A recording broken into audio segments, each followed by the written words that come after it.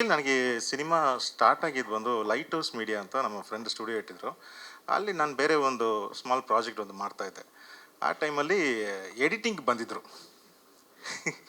ಆ ಎಡಿಟಿಂಗ್ ಬಂದಿರುವಾಗ ನಮ್ಮ ಫ್ರೆಂಡ್ ಪ್ರಜ್ವಲ್ ಅಂತ ಅವರೇ ಈ ಸಿನಿಮಾಗೆ ಎಡಿಟಿಂಗ್ ಆ್ಯಂಡ್ ಎಲ್ಲ ಓವರಾಲ್ ಆ ವಿಡಿಯೋ ಸೈಡ್ ಏನೇನು ಕೆಲಸ ಇದೆ ಎಲ್ಲ ಅವರು ಒಬ್ಬರೇ ಮೇಯ್ನ್ ಹ್ಯಾಂಡಾಗಿ ಕೂತ್ಕೊಂಡು ಮಾಡಿದರೆ. ನಾನು ಅವ್ರ ಹತ್ರ ಕೇಳಿದೆ, ಸರ್ ಡೈರೆಕ್ಟ್ರಿಗೆ ಹೇಳಬೇಡಿ, ಬಟ್ ಸುಮ್ಮನೆ ಲೈಟಾಗಿ ಒಂದು ಸ್ಮಾಲ್ ಇನ್ಪುಟ್ ಕೊಡಿ ಡೈರೆಕ್ಟರ್ ಹತ್ರ, ಇಲ್ಲಿ ಒಂದು ಮ್ಯೂಸಿಕ್ ಡೈರೆಕ್ಟರ್ ಇದ್ದಾರೆ, ಒಂದು ಚೂರು ಅವ್ರ ಹತ್ರ ಟ್ರೈ ಮಾಡಿ ನೋಡಿ ಅಂತ. ಆವಾಗ ನನಗೆ ಒಂದು ಸ್ಮಾಲ್ ಸ್ನಿಪ್ಪಟ್ ಕೊಟ್ಟರು ಸರ್. ಒಂದು 10 ಸೆಕೆಂಡ್ಸ್ ಇರ್ತದೆ ಸರ್, ಒಂದು 10 ಸೆಕೆಂಡ್ಸ್ ಸ್ನಿಪ್ಪಟ್ ಕೊಟ್ಟರು. ಅದು ನಾನು ವರ್ಕ್ ಮಾಡಿದ ತಕ್ಷಣ ಡೈರೆಕ್ಟ್ ಒಂದು 2-3 ಡೇಸ್ ಟೈಮ್ ತೊಗೊಂಡು ಸರ್ ಬನ್ನಿ ವರ್ಕ್ ಮಾಡೋಣ ಅಂತ ಹೇಳಿದ್ರು. ನಾನು ಫುಲ್ ಖುಷಿಯಾಗ್ಬಿಟ್ಟೆ. ಸರಿ ಓಕೆ, ಒಂದು 4 ಸಾಂಗ್ ಇರುತ್ತೆ, ಒಂದು ಫೈಟ್ ಇರುತ್ತೆ, ಮಜಾ ಮಾಡ್ಬಿಟ್ಟು ನಾವು ಬೇರೆ ಥರ ಮ್ಯೂಸಿಕ್ ಮಾಡ್ಬಿಡೋಣ ಅಂತ ಏನೋ ಫುಲ್ ಕಲ್ಪನೆಗಳು ಹೋಯ್ತು. ಆಮೇಲೆ ಸಿನಿಮಾ ಒಂದ್ಸತಿ ನೋಡ್ತಾ ಇದ್ದೀನಿ, ಅಲ್ಲಿ ಫೈಟಾ, ಓಕೆ ಸರ್ ಸಾಂಗ್ಸ್ ಸರ್ ಎಲ್ಲೋ ಒಂದು 4 ಸಾಂಗ್ಸ್ ಇರುತ್ತೆ ಅಂತ ಅಂದ್ಕೊಂಡಿದ್ದೆ ಸರ್, ಸಾಂಗ್ಸೇ ಕಾಣ್ತಾ ಇಲ್ಲಲ್ವ ಸರ್ ಅಂದರೆ, ಸರ್ ಒಂದು ಸ್ಮಾಲ್ ಬಿಟ್ ಸಾಂಗ್ ಇದೆ ಸರ್ ಅಂತ ಹೇಳಿದ್ರು. ಹೌದಾ, ಓಕೆ ಸರ್, ಎಲ್ಲಿಂದ ಶೋ ಮಾಡಲಿ ನಾನು ಅಂತ ನಾನು ಓಕೆ ಅಂತ ವೆಯ್ಟ್ ಮಾಡ್ತಾಯಿದ್ದೆ. ಆಮೇಲೆ ಆ ಒಂದು ಸಾಂಗ್ನು ತೆಗೆದಾಕ್ಬಿಟ್ರು, ಸರ್ ಲ್ಯಾಗ್ ಆಗುತ್ತೆ ಸಿನಿಮಾದಲ್ಲಿ ಅಂತ. ಸರಿ ನೆಕ್ಸ್ಟ್ ಸರಿ ಏನು ಚಾಲೆಂಜ್ ಅಂತ ಸಿನಿಮಾದಲ್ಲಿ ಚಾಲೆಂಜ್ ಏನಂದ್ರೆ ಮೇಡಮ್, ಸಾಂಗ್ ಇಲ್ಲ ನನಗೆ, ಬಟ್ ಕಂಪ್ಲೀಟ್ ಬ್ಯಾಕ್ಗ್ರೌಂಡ್ ಸ್ಕೋರ್ಗೆ ಓಪನಿಂಗಿಂದ ಎಂಡ್ವರೆಗೂ ಬ್ಯಾಕ್ಗ್ರೌಂಡ್ ಸ್ಕೋರ್ಗೆ ನನಗೆ ವರ್ಕ್ ಇದೆ. ಸರಿ okay, this is a fresh for me. Music director ಅಂದಮೇಲೆ ಎಲ್ಲರೂ ಒಂದು ಬ್ಯಾಕ್ಗ್ರೌಂಡ್ ಸ್ಕೋರ್ ಇದೆಲ್ಲ ಮಾಡೋದು ಮಾಮೂಲಿ, ಬಟ್ ಇದು ಒಂದು ಸಾಂಗ್ ಥರನೇ ಎಂಟೈರ್ ಸಿನಿಮಾ ಟ್ರೀಟ್ ಮಾಡಬೇಕಾಯ್ತು ನನಗೆ. ಚಾಪ್ಟರ್ ಬೈ ಚಾಪ್ಟರ್ ನಿಮಗೆ ಒಂದು ಬಿಟ್ಟು ಒಂದು ಕಡೆ ಬಂತು ಅಂದ್ರೆ ಆ ಬಿಟ್ಟು ಬರೋದು ತಿರ್ಗಿ ಎಲ್ಲೋ ಒಂದು ಕಡೆ ಬರುತ್ತೆ. ಅದಕ್ಕೂ ಒಂದು ಕಾಂಬಿನೇಷನ್ ಇರುವಾಗ ಆ ಥರ ಸರಿ ವರ್ಕ್ ಮಾಡ್ತಾಯಿದ್ವಿ. ಪ್ರತಿಯೊಂದು ಸೀನು, ಪ್ರತಿಯೊಂದು ಶಾಟು, ಪ್ರತಿಯೊಂದು ಬ್ಯಾಕ್ಗ್ರೌಂಡ್ ಸ್ಕೋರ್ ಡೈರೆಕ್ಟರ್ ಏನು ಹೇಳಿದಾರೋ, ಅವ್ರು ಯಾವುದ್ರಲ್ಲಿ ಸ್ಯಾಟಿಸ್ಫೈ ಆಗಿದ್ದಾರೋ ಅದು ಮಾತ್ರ ಮಾಡಿರೋದು.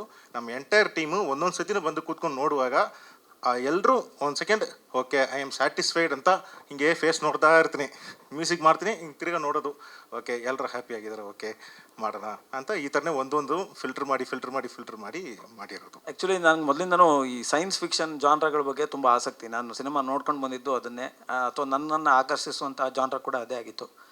ಬಟ್ ಇದರಲ್ಲಿ ಟೈಮ್ ಲೂಪ್, ಟೈಮ್ ಟ್ರಾವೆಲ್ ಇವು ಎರಡೂ ಅಲ್ಲ. ಇದು ಟೈಮೇ ಇಲ್ದಿರೋ ಒಂದು ಪ್ರದೇಶ, ನೋ ಟೈಮ್ ಜಾನ್ರ ಅಂತ ಹೇಳ್ಬೋದು ಈ ಕಥೆನ. ಸೊ ಇದನ್ನು ಕೇಳಿದಾಗ ನನಗೆ ಈ ಎಳೆ ಮೇಲೆ ನಾವು ಕೆಲಸ ಮಾಡ್ತಿದ್ದೀವಿ ಅಂದಾಗ ಒಂದು ಎಕ್ಸೈಟ್ಮೆಂಟ್ ಕೂಡ ಆಯಿತು. ಹಾಗೆ ಒಂದಷ್ಟು ಪ್ರಶ್ನೆಗಳು ಅಥವಾ ಒಂದಷ್ಟು ಚಾಲೆಂಜಸ್ ಕೂಡ ಶುರುವಾಯಿತು.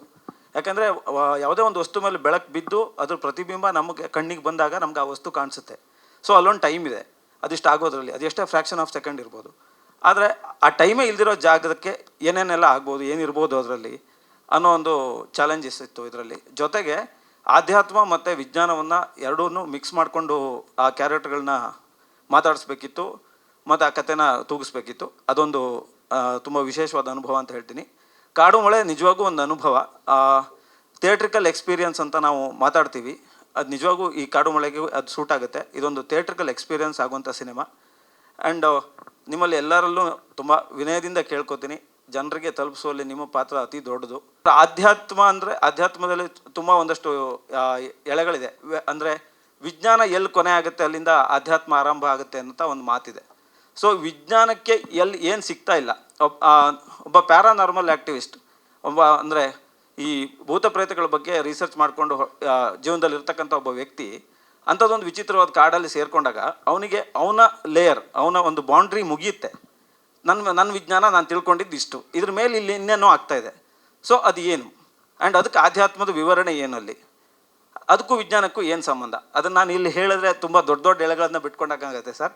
ಹಾಗಾಗಿ ಅದನ್ನ ಎಕ್ಸ್ಪ್ಲೇನ್ ಮಾಡೋಕ್ಕಾಗಲ್ಲ. ಹಾಗೆ ಈ ಪಿಕ್ಚರ್ನ ನಾವು ಉತ್ತರ ಕನ್ನಡದಲ್ಲಿ ಶೂಟ್ ಮಾಡಿದೆ. ಫುಲ್ಲು 85 ದಿನ ಶೂಟ್ ಮಾಡ್ದು. ಬೇಗ ಮುಗಿಬೇಕಿತ್ತು, ಬಟ್ ನಮಗೆ ಮಧ್ಯಾಹ್ನ ಅಷ್ಟೊತ್ತಿಗೆಲ್ಲ ಬೇಗ ಹೋಗ್ತಿತ್ತು, ಡೀಪ್ ಫಾರೆಸ್ಟ್. ಆದ್ದರಿಂದ ಸ್ವಲ್ಪ ಡೇಸ್ ಜಾಸ್ತಿ ಆಯಿತು. ಅಲ್ಲಿ ಎಲ್ಲ ತುಂಬ ಇಂಟ್ರೆಸ್ಟಿಂಗಿಂದ ಕೆಲಸ ಮಾಡಿದ್ರು. ಎಲ್ಲ ಮೊಬೈಲ್ ಇರಲಿಲ್ಲ, ನೆಟ್ವರ್ಕ್ ಇರಲಿಲ್ಲ, ಅದರಿಂದ ನಮಗೆಲ್ಲ ಕ್ಲೀನಾಗಿ ಕೆಲಸ ಮಾಡಿದ್ರು. ಇಲ್ಲ ಅಂದರೆ ಮೊಬೈಲ್ ನೋಡ್ಕೊಂಡು ರೀಲ್ಸ್ ನೋಡ್ಕೊಂಡು ಕೂತ್ಕೊಬಿಟ್ಟಿರೋರು. ಹಾಗಾಗಿ ಆಯಿತು. ಆ್ಯಕ್ಟ್ರುಗಳೆಲ್ಲ ಚೆನ್ನಾಗಿ ಕೆಲಸ ಮಾಡಿದ್ರು. ಪೋಸ್ಟ್ ಪ್ರೊಡಕ್ಷನ್ ವರ್ಕಲ್ಲೇ ತುಂಬ ಆಯಿತು. ನಾನು ನಮ್ಮ ಪ್ರಜ್ವಲ್ ಸರು, ನಮ್ಮ ಕಲರಿಸ್ಟು ತುಂಬ ಸರಿ ವರ್ಕ್ ಮಾಡಿದ್ದೀವಿ ಈ ಸಿನಿಮಾಗೆ. ಬನ್ನಿ ಸರ್, ತುಂಬ ಕೆಲಸ ಮಾಡ್ದು, ತುಂಬ ಚೆನ್ನಾಗಿ ವರ್ಕ್ ಮಾಡಿದ್ದಾರೆ. ತುಂಬ ಖುಷಿ ಆಯಿತು ನನಗೆ ಹೆಸರು ಬರುತ್ತೆ ಅಲ್ಲ, ಅದರಲ್ಲಿ ಅವ್ರದ್ದು ಪಾಲಿದೆ. ಅದರಲ್ಲಿ ತುಂಬ ಕಲರಿಂಗ್ ಚೆನ್ನಾಗಿ ಮಾಡಿಕೊಟ್ಟಿದ್ದಾರೆ. Thank you so much.